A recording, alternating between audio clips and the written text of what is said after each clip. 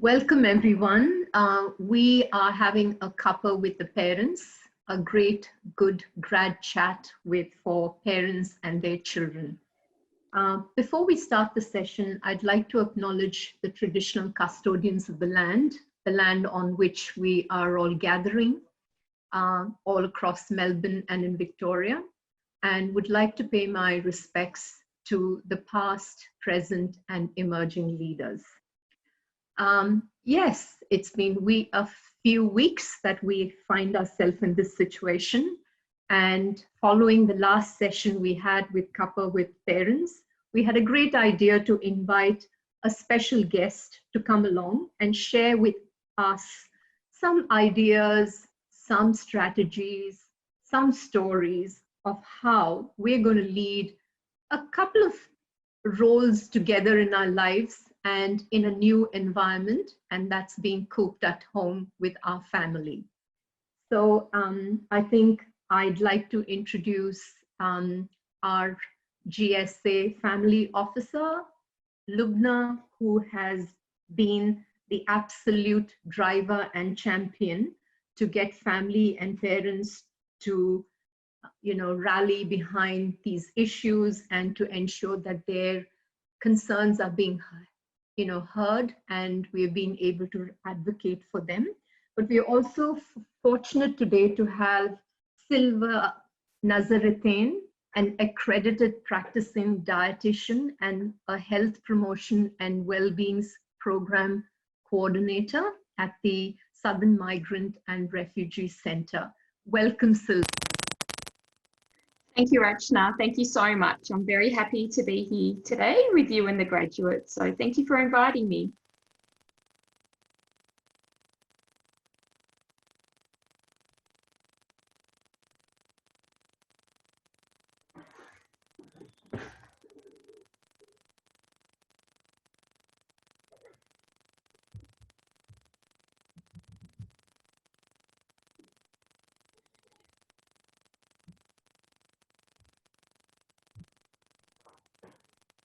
Hi, Silva. We might ask you just to have a talk about your background, if that's all right.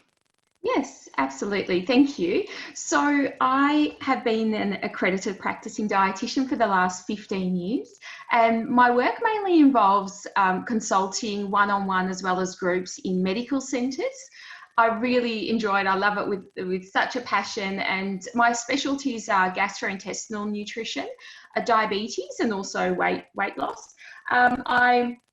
I'm also the Life Program Coordinator and the Health Promotion and Wellbeing Programs Coordinator at the Southern Migrant and Refugee Centre. So there we run programs on diabetes prevention as well as health and wellbeing sessions for our staff members as well. So again, equally passionate about that role. I have two kids. I have a 13-year-old and a 10-year-old, so year 8 and grade 5. So two very active, very busy boys, and managing, I manage my youngest son's rep team as well. So I really love being involved in their lives as well. Thank you.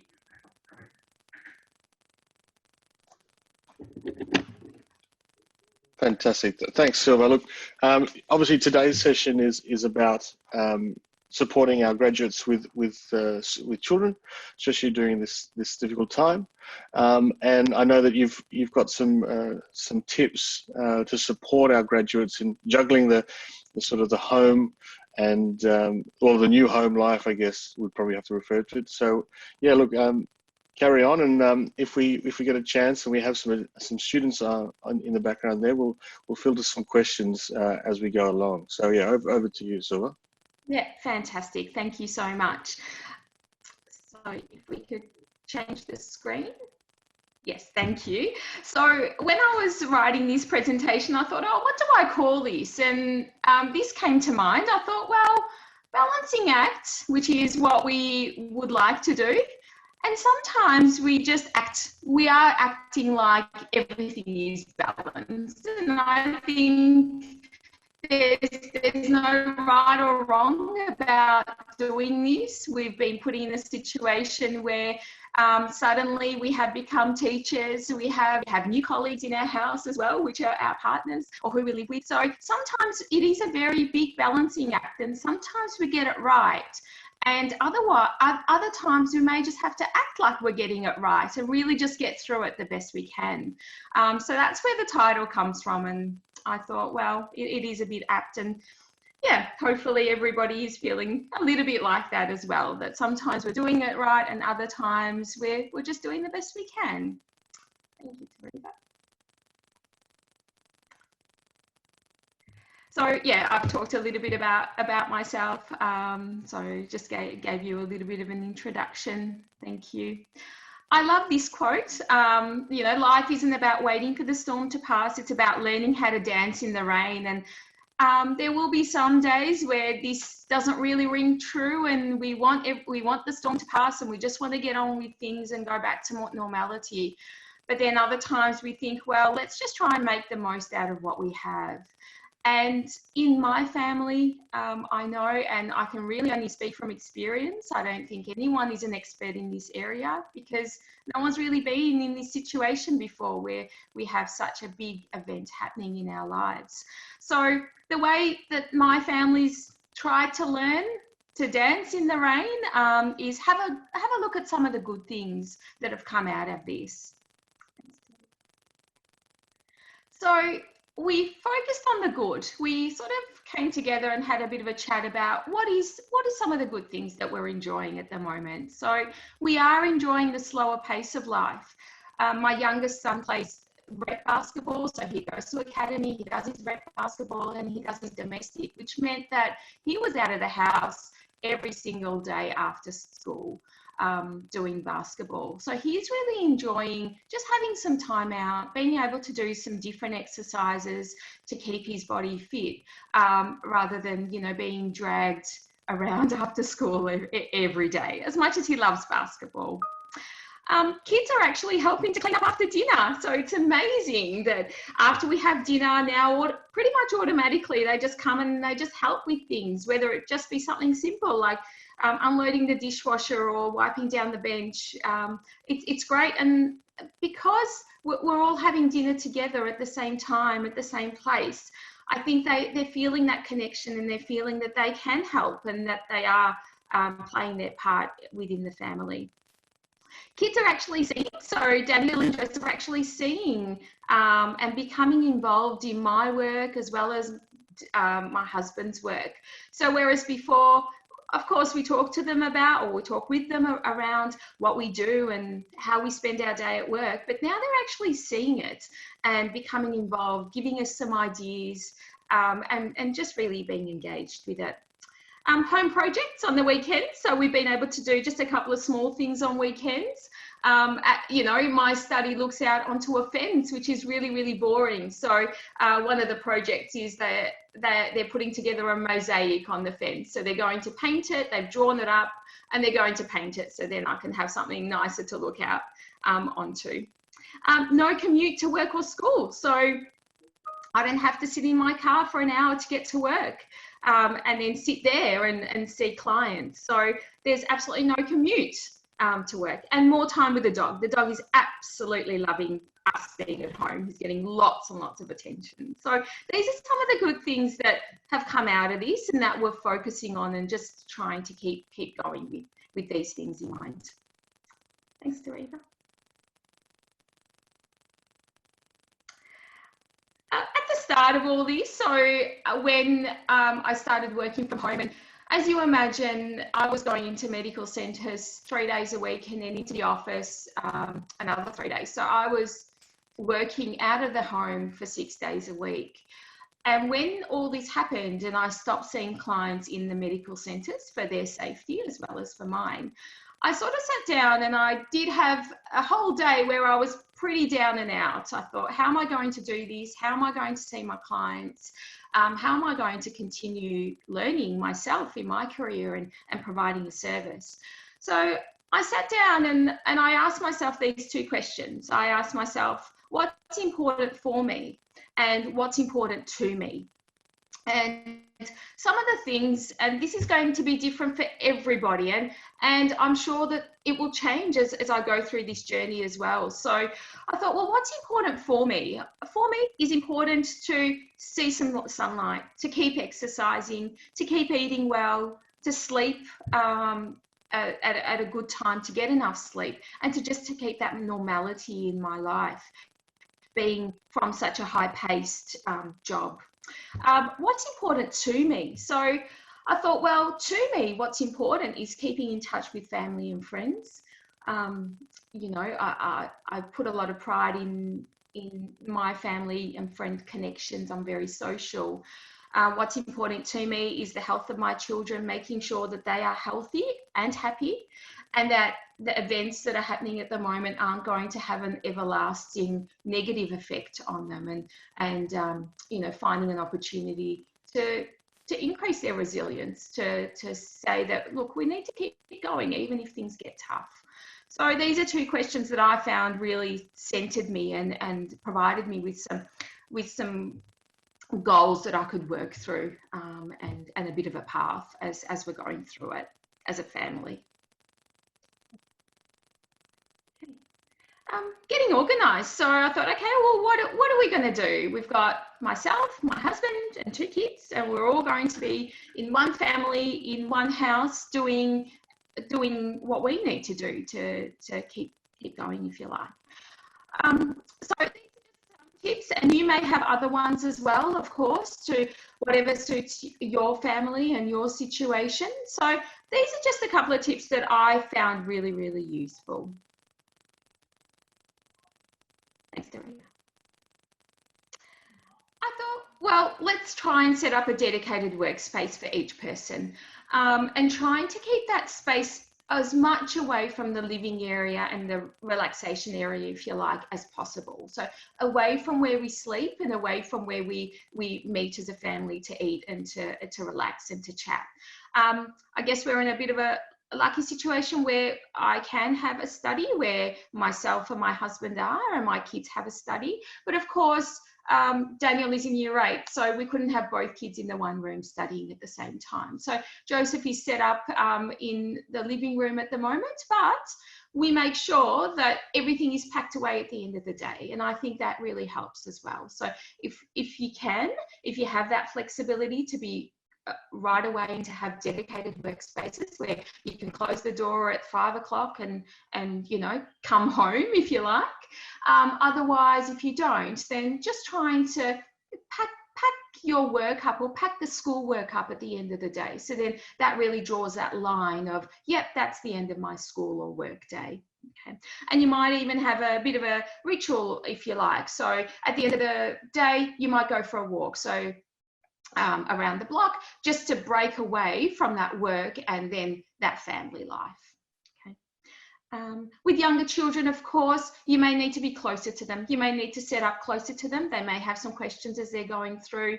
So my 10-year-old started today, and what he doesn't have face-to-face learning. There's no streaming as such. There's just activities for him to do.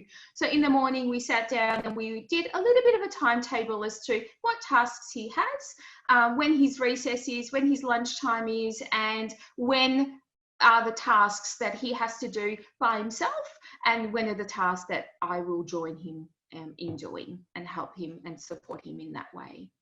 Personalize the areas. So if you like flowers, if you want to put up some quotes or pictures or whatever it might be, because this is your new office. This is everybody's new office and new school. So whatever makes it feel comfortable for you. I'm a really big believer in getting dressed for work and getting dressed for school. So I know some people are more relaxed and they say, well, you know, let's have a pajama day today, let's work in our pajamas, and that is completely fine. Of course it is. School in pajamas, of course, if that is something that you feel comfortable with and that helps you be productive. For me though, I like to get dressed for work. I like to feel that I am actually going to work.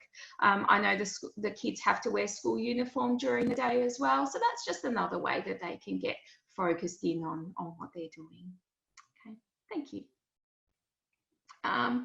there we go. I think this says a million words when you've got other things and you're being pulled in a couple of different directions. So, you know, your manager wants to talk, you know, you've got a meeting on, but then you've got some kids that are hungry or thirsty, or they don't know where the missing Lego block is, or whatever it might be. So, and that's understandable. And I think it's really important that we communicate that with our managers and our workplaces, that there is going to be times where there's going to be conflicting priorities. I mean, even at work, we have conflicting priorities, but now it's even more so. And there are going to be some times where the kids are going to need more of our attention, and that is absolutely fine to not always get it right, to not always get it balanced. And I keep reminding myself, I keep reminding myself of this all the time, that I don't need to get it right 100% of the time. Sometimes there is going to be where we are more focused on work, and other times where we're more focused on our children, and that's fine. Thank you, Teresa. These are just some scheduling tips. Again, everything I'm saying here is tips. So these are just things from my point of view, and you will have lots and lots more tips, I'm sure. One of the things that I've done is adjusting my work hours just to suit around my family. So I've spoken with my managers that I start a little bit early. So I started about 6:30 in the morning. I get a couple of hours of work in, and then I'm able to, by 8:30, by the time the kids are ready to start their homeschooling, I'm able to sit down and spend half an hour with them just to get them prepared and in that mindset to get our day going.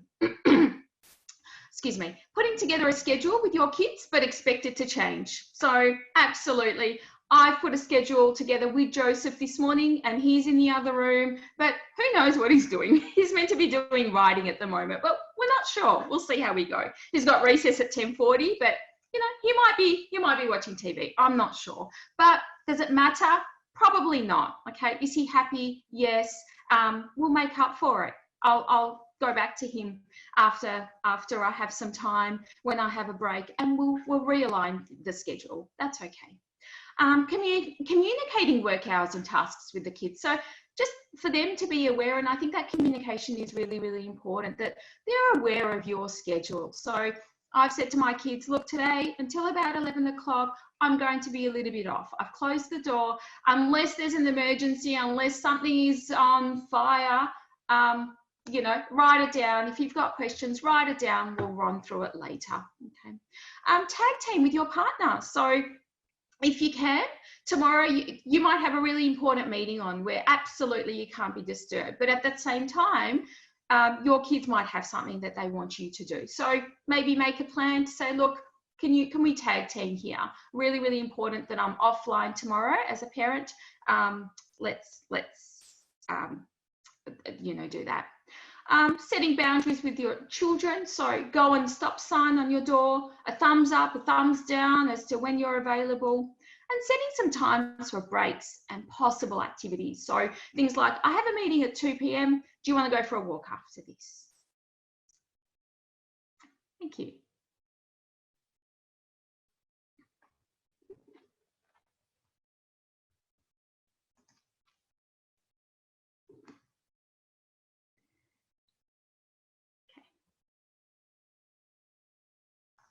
Okay. Now, one of the things that we've done is put together a family bucket list. So the family bucket list is a bit of an idea, and we were doing this beforehand as well. So what you do is you grab a bucket and you grab some pop sticks or just even some pieces of paper, and everybody gets to write as many ideas, family ideas, activity ideas that they like. Of course, now that we are in isolation, those things have to be limited to what we're doing at home.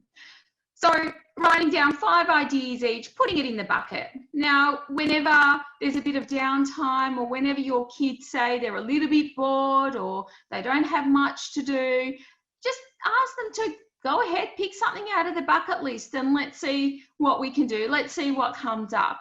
And it's a nice little activity there. it's a good way to stay connected and also to beat the boredom as well. Okay, we know boredom is actually quite good for for kids. Sometimes it is good for them to be bored and to be able to find something for themselves to do rather than always being stimulated by us or the TV or their iPads. But so this is something that we found quite useful. Okay. Okay. So I'll just break for any questions.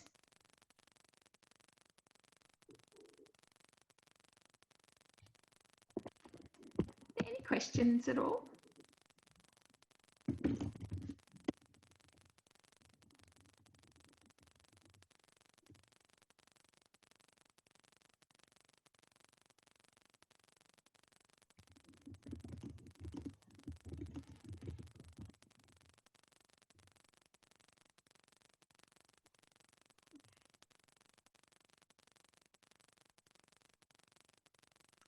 All right, just wait a minute.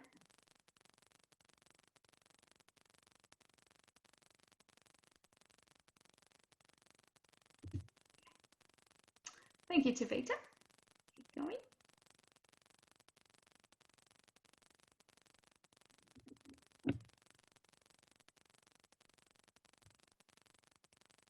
Okay.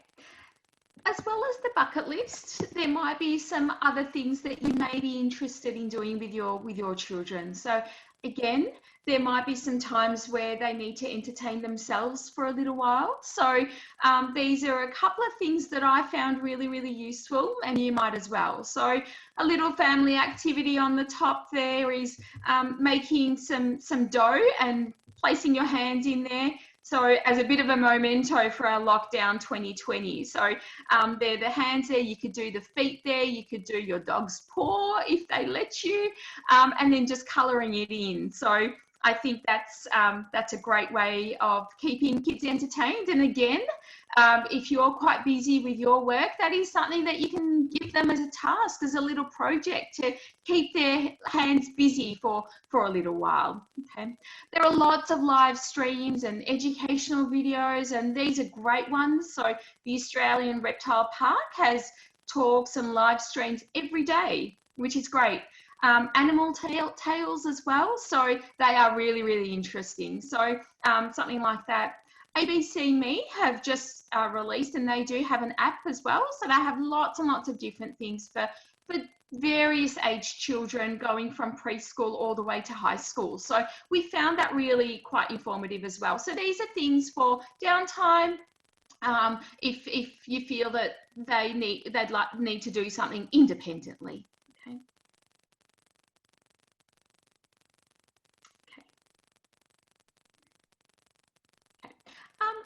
I'll go into some healthy eating tips. So as a dietitian, this is something that I do day in, day out, and I never say on the food fairy or anything like that. So of course, like everything else, we can't eat healthy 100% of the time. There are going to be some times where we have a treat and we have things that may not align with healthy eating, and that's completely okay, all right? But there are some things that we can do just to make sure that we are keeping well physically as well as mentally. Now, sorry to interrupt, Silva. We have a few questions in the background. Yes. So so we have one of our students asking, so I can't really tell toddlers that we have to work at this time. How do I handle work and kids under 3? Yeah, and that's a tricky one, and I think under 3, where they are really wanting your attention a lot of the time, I would suggest changing the schedule as much as you can. So if they still take naps, using that as an opportunity to catch up with work, or after they've gone to sleep. As hard as it is, I really do understand that it's hard to keep working hours, early working hours or late working hours when you do need to be on during the day as well for your kids. I wonder is there any support around? Is there a way that you and your partner or somebody that you live with can help in those times? So having a look at that. And also maybe setting up a station where you are really close to them and you give them an activity to do and you do some work yourself. Yeah, so they are some tips, but I think it does get easier as we try different things. Okay, and like I guess similar. Another question is I feel like my 5-year-old daughter needs constant attention. I can't just leave her to do something and go and do work unless I put her in front of the TV, and I obviously don't want to be doing that all day. My partner is working at home all day, but can't be disturbed, so I don't know what to do. I can only work on my thesis early in the morning now. How does one educate young children and work at the same time? Yeah. Again, it is hard, and it's no one expects this to be easy or for us to do it straight away and to understand. So as a 5-year-old, if they're going to school, if they're in prep, then asking their teachers for that really for that support around that as well. There are some articles that I will focus on as well at the end. I will source them, so then that might give you a couple of extra ideas. But again, with a 5-year-old, I would say set them up next to you. Talk to them as best you can around your schedule. So, you know, mum needs to do this for an hour, but when the big hand is on the 12 and the little hand is on the 3, we can do something. What do you want to do? You choose what you want to do when that time comes along. So giving them, because we know with kids as well, sometimes if they're not getting that attention, if they're not understanding why things have changed so quickly, so rapidly, then they may take up that opportunity to want more of your attention or to change their behaviour in some way. So explaining it to them, making them feel that they have some control over this as well. And I think that can be quite fearful if they don't have control over what's happening around them. So getting them to write a list of 5-6 things that they really, really want to do with you, and then scheduling that time in as best you can. Okay, keeping them close, maybe doing that door of thumbs up, thumbs down. Or I know with little kids, sometimes things like a necklace, like you might get a big necklace and say, look, when mum's wearing this necklace, it's really, really important that she's on the computer and she's doing something. So please, maybe you wear a necklace too and you do your thing, and let's do our own things for a little while and come back together. Yeah, thank you.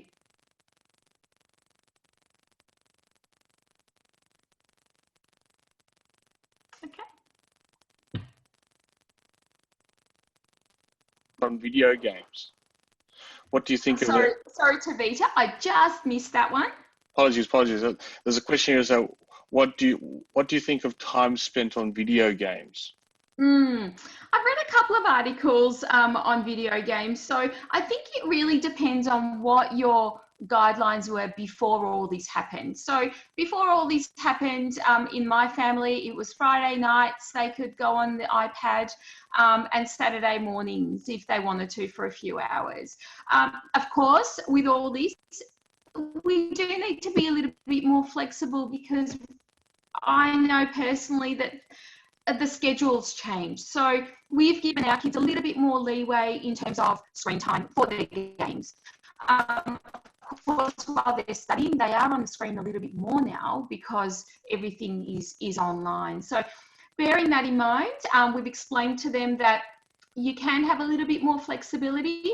Let's increase the time a little bit, but let's be aware that too much screen time is actually not good. It's not good for your eyes. It's not good for your posture, etc. So explaining that we have increased it a little bit, but at the same time, they need to find other things to do that don't involve the screen. Fantastic. Thank you. Thank you. Okay. Around healthy eating, trying to keep a healthy eating schedule. So my recommendations is to always try to eat regular meals through the day, small regular meals, starting with a breakfast first thing in the morning, and then trying to have something to eat approximately every 3 hours. So what that does is it increases the metabolism, it focuses on maintaining our bowel function, as well as making sure that we're getting all the nutrients that we need through the day. It's very, very hard if we skip meals to get all the nutrients that our body needs for day to day.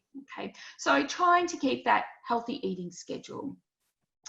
Aligning breaks with recess and lunchtime. So if you are working, if your kids are school age, then trying to have the same break at each time. So having recess at the same time, lunchtime at the same time as them, and trying to go outside on these breaks and have lunch outside or have a snack outside. Okay, trying to normalize the day as much as possible. So waking up, having breakfast, getting changed, having a shower, getting changed. You don't want to get changed and then have a shower. And then talking about that relationship between food and mood. So, you know, I can talk for an hour just on the relationship between what we eat and our mental health. So we know very well that there's the gut-brain axis, and they talk to each other all the time. And if we maintain good bowel health, if we're feeding our bodies really, really well, then that is really affecting our mental health, and making sure that it is staying as positive as possible. Okay, so yeah, so food and mood is a whole different topic, and but I would be very happy to give you some references around that as well. Fantastic. We might just take a brief pause there for a second, if that's all right, Silva. Sure. Yes. So, can you hear me, Tavita? Yes. Yeah, good. Thank you, Silva. It's just that we'd like it to be a little interactive, and, you know, because I also have to acknowledge that many of our PhD students have little toddlers and little children, where this, you know, these strategies are good. But I'd love to hear from the attendees about if anybody would like to share their experience of how they are managing. It would be really good to hear from you all how you're managing your school, and you know, whether there is the flexibility with your supervisors about, you know, having that extended time that you have been granted as researchers. So any comments or any conversations, we're actually opening the mic for attendees. So if there's anybody who would like to say anything, please just give us just send us a chat, and we'll be able to, you know, open the mic out for you. Lubna, any comments from you?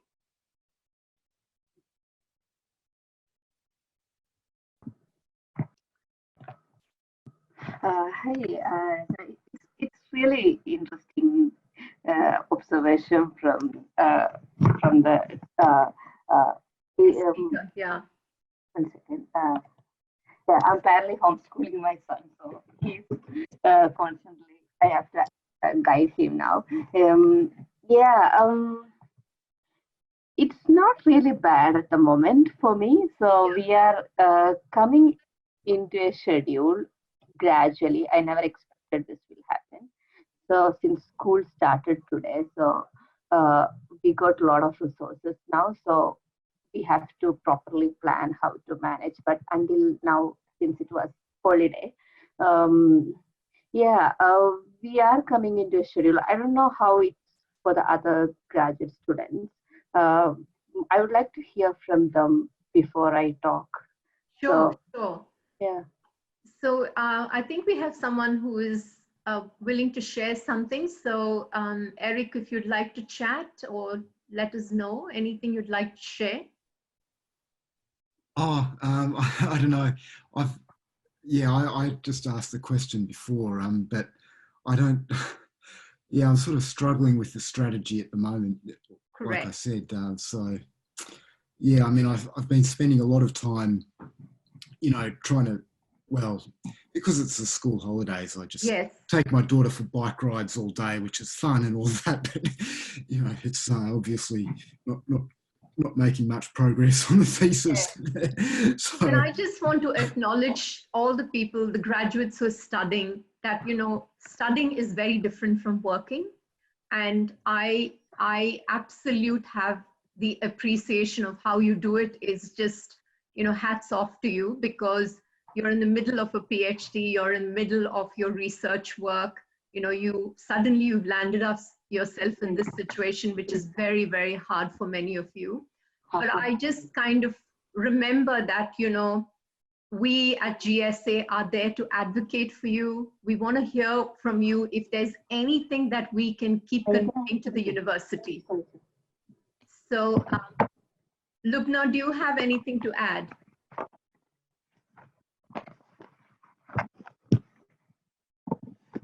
Okay, so I mean, I guess I just probably wanted to say to you is that GSA has been advocating with the university, talking about parents particularly. They're very empathetic to the issue. So do not feel that, you know, you're making excuses for your studying. I think supervisors will truly understand the complex situation you've landed yourself in.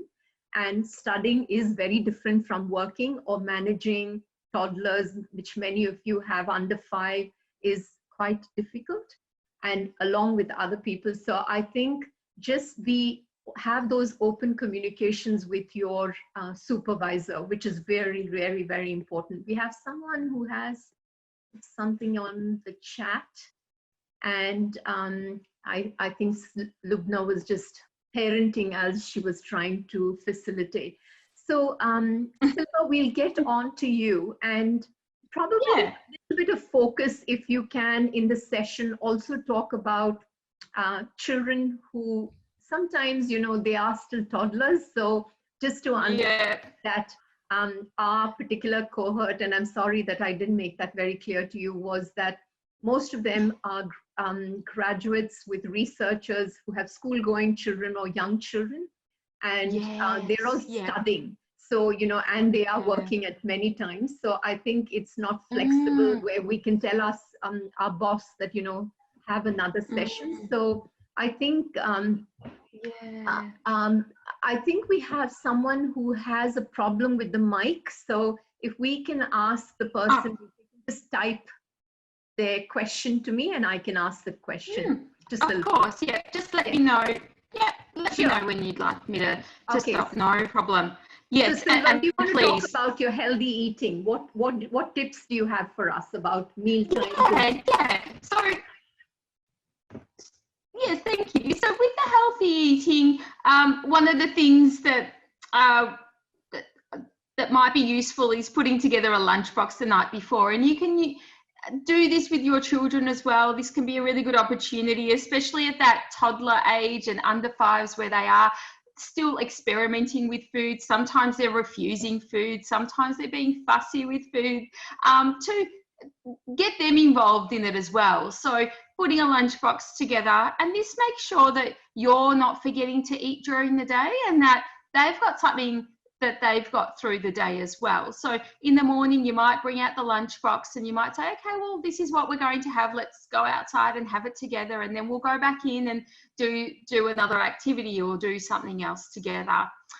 Cooking together. So this can be quite a good thing. And it's amazing how much kids look forward to cooking together and just helping and being around in the kitchen. So again, this can be something that you can speak with your little one about, something that they can look forward to. So once I've done this, then let's cook together, let's make something together. And it can be cupcakes if you like, it can be anything that you like.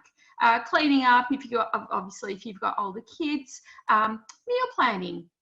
So again, you might want to sit down on a quiet 10 minutes that you might have in your really busy schedule and just have a think about what you might be having for dinner. Trying to avoid high sugar, high fat foods. And we know that when we're eating these ultra processed foods, then that can actually imbalance our microbiota, so our gut bacteria, and that can lead to some health problems as well. alternative. So we don't really want to be going out and about too much, especially if you've got quite young kids. So you don't really want to be taking them to the supermarket and out and about. What we found quite useful was a couple of food delivery companies. So, and I take no commission or anything like that from mentioning these. Fruitastic have been really, really good with fruit and vegetables. We've also had a delivery through Fruitbox, where they just have boxes of different boxes. So there's fruit and vegetables, as well as milk and bread and eggs. So your staples, if you like. We've ordered some meat through the butcher as well. So having a think about, and these are things that can be time consuming, that can be really tricky, especially with very young kids. So using some of these options. That sounds really, really interesting. So I think as parents who've suddenly found themselves in this situation, I think one of the things to do is keep connected. Talk to your friends, talk to your, family, because sometimes I think, a universal solution is not going to work for everyone. And one of the things that I think we all have to understand is it's okay if you're not going to be organized, and you get things done slowly and focus on your mental health.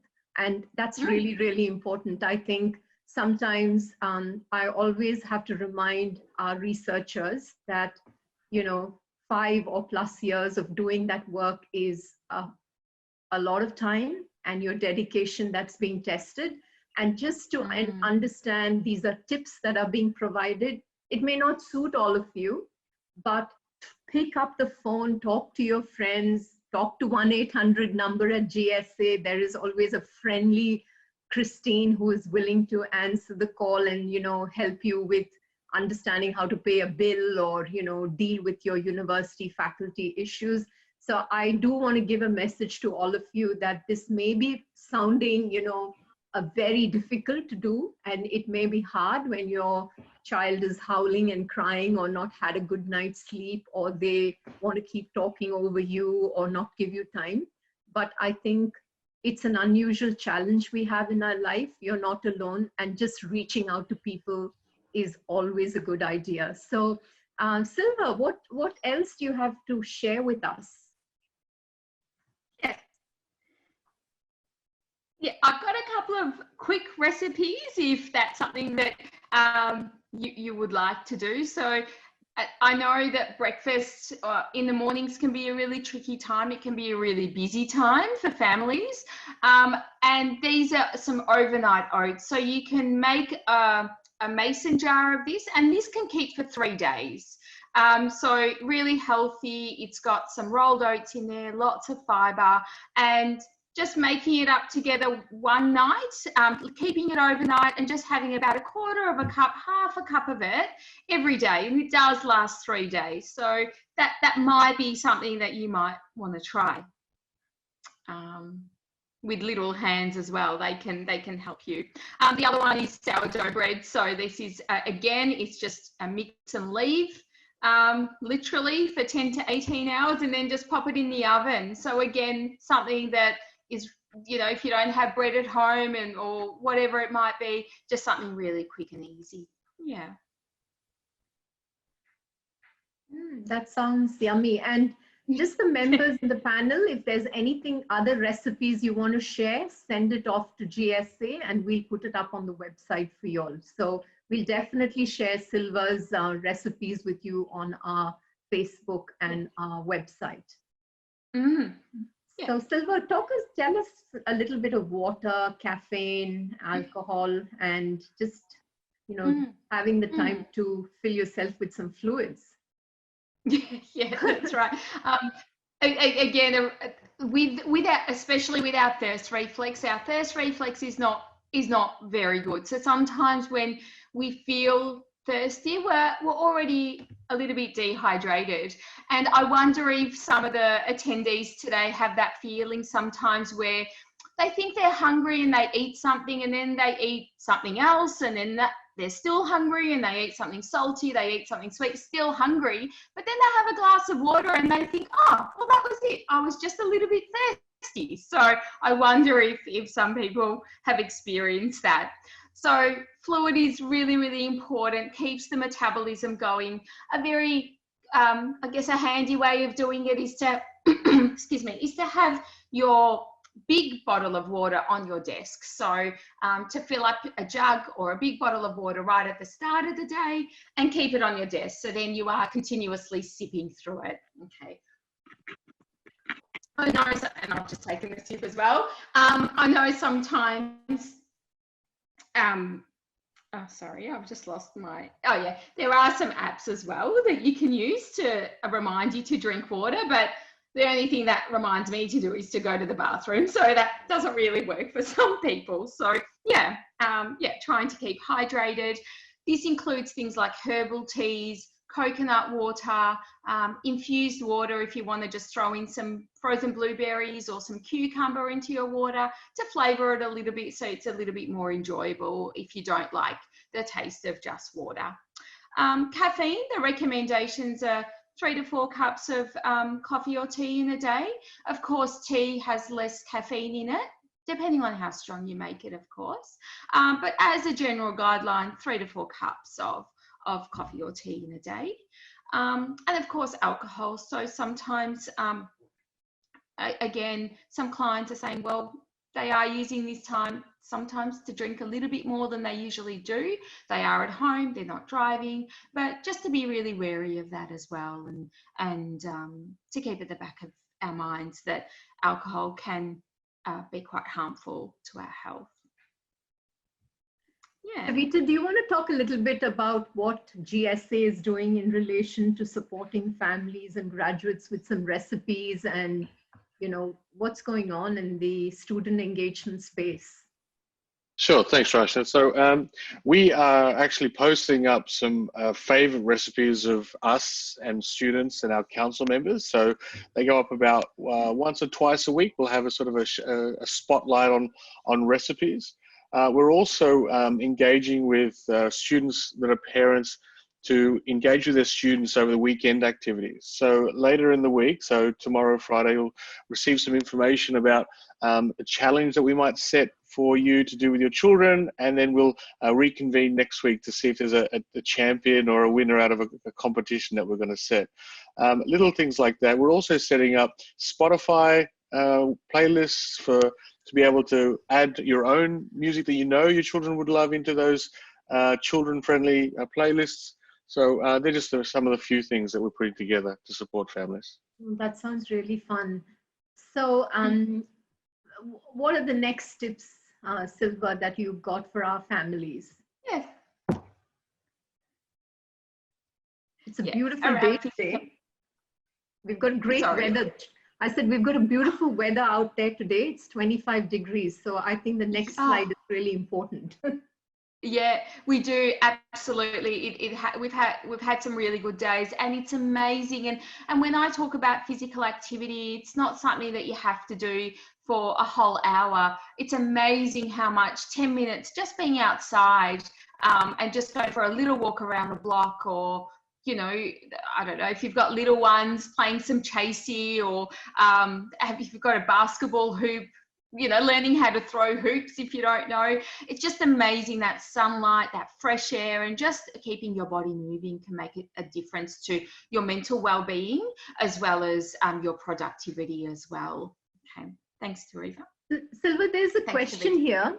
There's a question that has been put which says, can you give anybody some tips on how to preserve fruits and veggies for a longer time at home? Because, you know, we can't keep going to the supermarket very often. Do you have any ideas or tips that you can share? Yeah, absolutely. So there are some fruits that you can actually just freeze straight away. So one of them being things like banana. So what you can do is actually chop up the banana with the skin. So leave the skin on, wash it really, really well with some soapy water, cut it up and just freeze it in little portions. So you can break some out, you can bake it if you like, you can have it in a smoothie.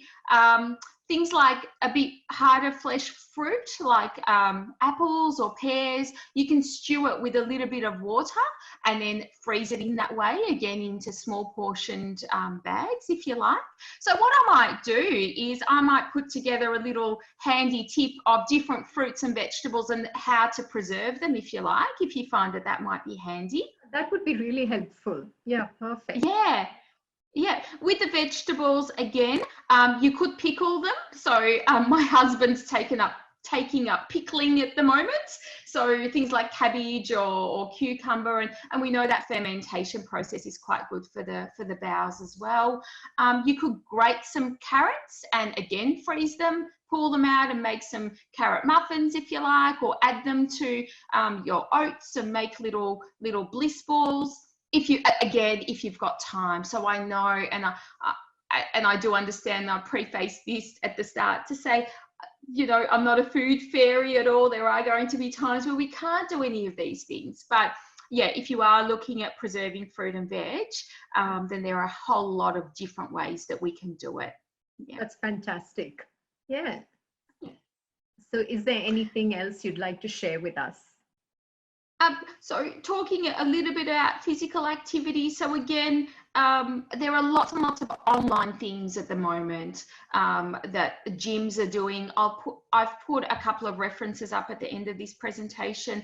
So family activities can be PE with Joe. I don't know if anyone's tried PE with Joe before. It actually gives you a pretty good workout. So I did that with the kids the other day.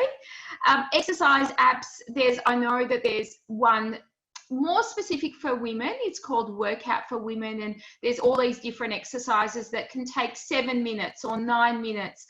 There's a morning stretch, an afternoon stretch. So just little things that you may be able to incorporate into your day. And if you can't incorporate anything formally, then it might be when you're on the phone with somebody, then having a walking meeting or standing up during meetings. So just trying to just move your body approximately every 45 minutes for as long as you can. Doesn't have to be a formal exercise, just has to be some movement to keep your body going. Okay. Thank you. So I think your focus is a lot, which is, you know, one message that you do want to give everybody is the importance of self-care, isn't it? Like while we're looking after our family, we also should be looking after ourselves. Yeah. So absolutely. That. Yeah. Yeah, and often as parents, we do put ourselves second, third, or last because we always are there to make sure our kids are healthy, they're happy, they're occupied, and they're getting the best out of everything. But often we get exhausted, and there's only so much fuel in the tank that will take us a certain way. So self-care is not selfish. If you need some time by yourself, that's not being selfish. I know that can be really, really hard with younger kids, but thinking about, well, if you recharge yourself, then you're going to be in a better position. And, you know, when we take a flight, well, we're not going to take a flight for a little while now, but they ask you to put on your oxygen mask before anybody else's. And I always remember that. If I don't have an oxygen mask, then I'm not able to put the oxygen mask on anybody else around me. Yeah. So there are some things that we can do. Thanks, Tavita. So we know frustration can build. So all these, and often the way that I think about it is we are in a little bit of a pressure cooker, okay? There's lots and lots of things going on. So there's work, there's study, there's kids, there's school, there's all sorts of things. And it can build, and we know that it can. But the positive thing out of it is that if we're aware of our feelings, if we're aware of where we're at, where the frustration is coming from, then we're more able to identify and then put some things in place that will help us release that frustration. So taking that pressure out of that pressure cooker. And that could be different for everybody. And again, I'm not an expert in these things, in this, because it's such a different situation for everybody. But things like having a bath, just taking some time out to have a bath, going for a walk, if you have any hobbies, just spending some time alone, just sitting there alone, having that 10 minutes by yourself. Staying connected with family and friends is really, really important. So using FaceTime or whatever it might be that suits your family, but just staying connected. And I know in the workplace at SMRC, where we are in the midst of trying to set up a buddy system as well, okay, where you just have a chat with your colleague or just to see how they're going once a week. And it doesn't have to be, we don't talk about the virus, we don't talk about work, we just talk about how are you going, and maybe do something self-care with them as well, a puzzle, a riddle, whatever it might be. Podcasts are great, doing fun stuff, so taking that time out over the weekend if you can, to do half an hour of things that you really, really enjoy or may have enjoyed before, but you don't have, you haven't been revisited it in a while. I think the really important thing as well is to seek your professional support early. If you're having difficulties, and there's nothing wrong with having difficulties, it's such a strange, extraordinary time, nothing wrong with having difficulties, to reach out, as Rachna was saying, to reach out to them, to reach out to professionals, and get that support that you need.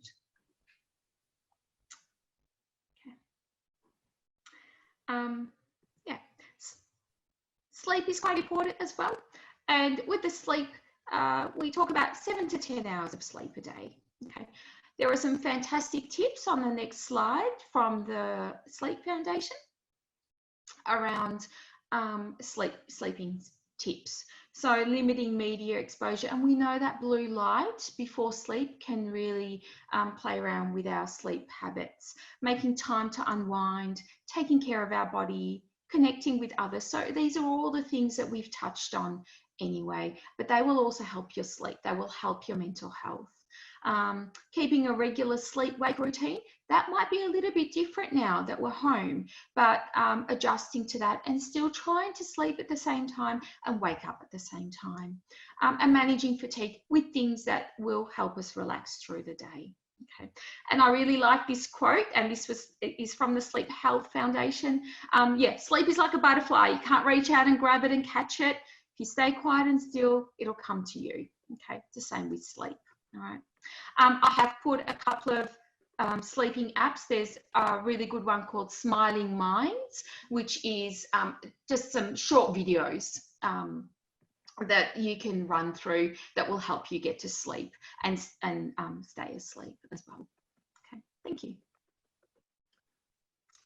Now, these are just some words from the kids, and I would encourage you to, no matter how old or young they are, they will have an impression of what's happening around them, okay? And, you know, whether it be mummy or daddy has to work has to work from home now, or anything, just to get that communication going, because it is really important to know how they're feeling on their impressions. So, you know, these are just some things that my kids came up with last night when I was doing this. And, you know, as you can see, the 13-year-old is a typical 13-year-old that, you know, don't spam on the school online learning chat platform. And the 10-year-old has some different tips. So he's a little bit more active. He plays a lot of sports. So his focus is a little bit more on activity. Okay, so just a couple of things there. Okay. All right. Now, just some parting words. This is a great little clip that I go back to sometimes. No matter where we are in our careers and in our work and study situation, I think we're parents foremost, and to really be aware of what's happening with our children. This is a great clip. It goes for about 12 minutes. Lael Stone is fantastic. She has podcasts. Every Wednesday evening, she has chats with Lael as well. So I would encourage you to have a look at this YouTube clip, and you know, it might be something that you enjoy. It might not be relevant to you, but give it a go. See what you think. Okay. Thank you. These are just some different sources of information that you might want to have a look at. So the Smiling Minds app, the Beyond Blue, Australian Guide to Healthy Eating, there's a meal planning section there as well. Where I work as well at GSAC, which is in East Bentley, there's a Gel Anywhere program where there's lots and lots of different exercises on there, very short exercises from Pilates to yoga to Zumba. You might want to have a look at that as well. Okay, and of course some online exercise classes. Okay, thank you. Thank you so much, Silva. I think it's, it was great to have you to give us a lot of information and, very positive thoughts, which is fantastic. And I think that's the best we can do at the moment of filling our minds with as much of positivity and trying to seek help from one another. So on behalf of the Graduate Student Association of the Melbourne University, we'd like to thank you for presenting today. And we do have a little half an hour left for our attendees just to have a chat about, the work that GSA has been doing on your behalf with the university. So we will be still open till about 11:15 to 11:20. But I think on behalf of all of us, thank you so much, Silva. Thank you so much. Thank you for having me. I hope some of that was useful. And please, if there's anything else that I can help with, please let me know. I know it's not easy, but we will get through it. It will pass. That's right. Yeah. Thank you. Thank you so much. Thank you. Positive enforcement. Thank you.